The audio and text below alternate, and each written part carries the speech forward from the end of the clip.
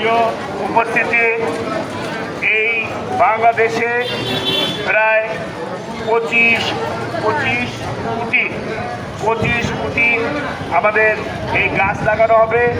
বিএনপির চেয়ারম্যান তারেক রহমান সাহেবের উদ্যোগ, এই উদ্যোগ শুধু উনি শুরু করেননি, ওনার পিতা বিএনপির প্রতিষ্ঠাতা চেয়ারম্যান আধুনিক রাষ্ট্রনায়ক আমাদের শহীদ প্রেসিডেন্ট জিয়াউর রহমান এই কর্মসূচি উদ্বোধন করে দিয়েছেন।